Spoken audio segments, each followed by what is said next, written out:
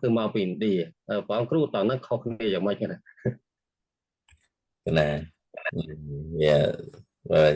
vậy tới về chỉ riêng tết đó nè phần đại bà nè đại mình đăng sẽ đạp tới đích lại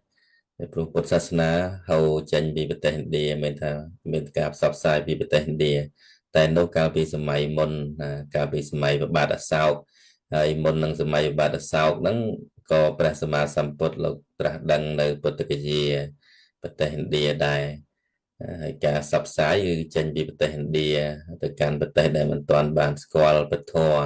នេះជាបេសកកម្មរបស់ព្រះសម្មាសម្ពុទ្ធដោយផ្ទាល់ចឹងក្រោយលោកត្រាស់ដឹងនៅពុទ្ធគយាប្រទេសឥណ្ឌាដែរហើយការសັບផ្សាយគឺចេញពីប្រទេសឥណ្ឌាទៅកាន់ប្រទេសដែលមិនទាន់បានស្គាល់ពធនេះជាបេសកកម្មរបស់ព្រះសម្មាសម្ពុទ្ធដោយផ្ទាល់ចឹងក្រោយលោកត្រាស់ដឹងនៅពុទ្ធគយាប្រទេសឥណ្ឌាដែរហើយការសັບផ្សាយគឺចេញពីប្រទេសមកឬក៏ប្របាទធម្មមេសោក៏មានការចាត់តាំង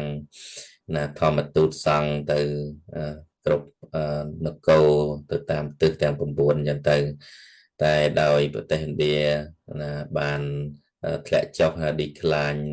នៃពុទ្ធសាសនាណាការធ្លាក់ចុះសាបសូន្យទៅបន្តិចម្ដង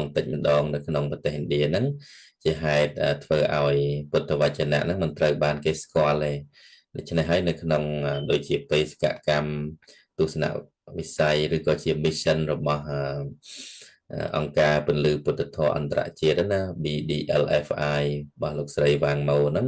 គោលដៅហ្នឹងគេថាគោលដៅរបស់គាត់ថាគេថា revitalization of the Buddha's Dhamma in the motherland ណាគឺធ្វើឲ្យរស់ឡើងវិញនៅពុទ្ធវចនៈនៅលើនៅលើដែនដីពុទ្ធភូមិចឹងកន្លែងដែលព្រះអង្គធ្លាប់ត្រាស់ដឹងកន្លែងដែលព្រះអង្គធ្លាប់ផ្សព្វផ្សាយពធប៉ុន្តែវាមានការស្ងប់ស្ងាត់ទៅមិនសូវបានគេស្គាល់ដូច្នេះជាទួនាទីនៃសាវករបស់ព្រះសម្មាសម្ពុទ្ធគ្រប់គ្នាដើម្បីធ្វើយ៉ាងណាឲ្យសម្លេងនៃពុទ្ធវចនៈហ្នឹងហូរទៅកាន់ដែនដីពុទ្ធភូមិឡើងវិញណាប្រើពាក្យមកហ្នឹងប្រើពាក្យថាផ្សព្វផ្សាយក៏បានឬក៏ថាយើង